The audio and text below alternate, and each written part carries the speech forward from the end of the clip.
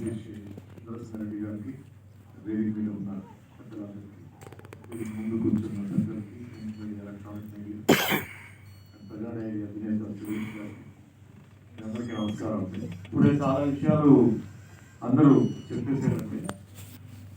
So నేను స్పెషల్గా సురేష్ గారి గురించి ఎందుకు నేను సురేష్ గారికి సపోర్ట్ చేస్తున్నాను అనే విషయం నేను చెప్పాలని.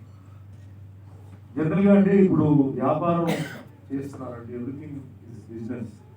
సో కొంచెం కొన్ని రోజులు చూసి అది సక్సెస్ రాకపోతే ఇమ్మీడియట్గా ఇంకో బిజినెస్ అలా షిఫ్ట్ అయిపోవడం, లేకపోతే సైలెంట్గా ఉండిపోవడం, రిస్క్ మనకి చాలా మంది అనుకుంటారు.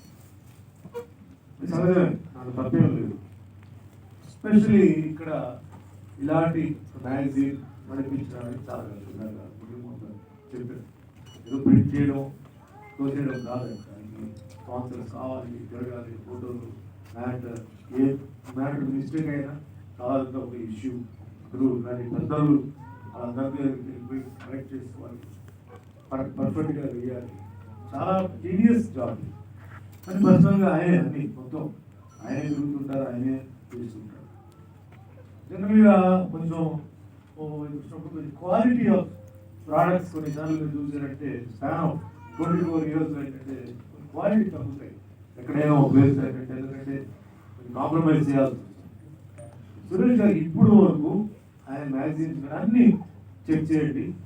Quality of paper, quality of printing, quality of colour, matter, quality of the matter, book ఏదైతే ఉన్నాయో ఎక్కడికైనా ఈ బుక్ తీసుకెళ్ళి ధైర్యంగా ఎవరిని హర్ట్ చేయడం కానీ, ఎవరైనా కించపరచడం కానీ, అంటే కొంచెం ఏమంటారు, కొందరిని ఏదో అది కమెంట్ చేస్తే దానికి ఒక క్రేజ్ పెరుగుతుందని చెప్పేసి బుక్కి చాలా మంది చేస్తారు.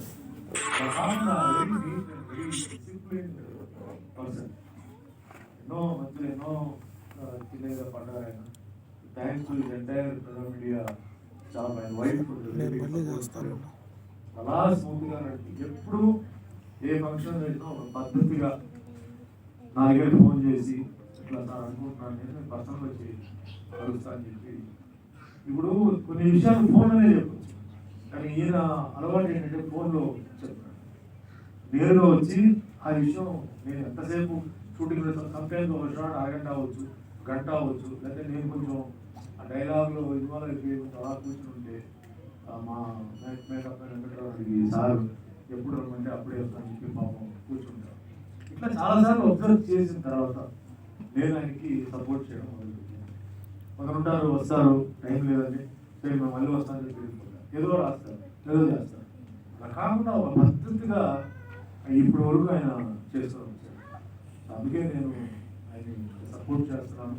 మ్యాక్సిమం ఆయన ఫంక్షన్స్ అన్నిటికీ ఆయన ఎక్కడ పెట్టినా వెళ్తుంటారు. బళ్ళారి కూడా పిలిచారు. బళ్ళారికి చాలా అంటే కన్వీనియంట్ అంటే చాలా కష్టం, ఇది కాదు.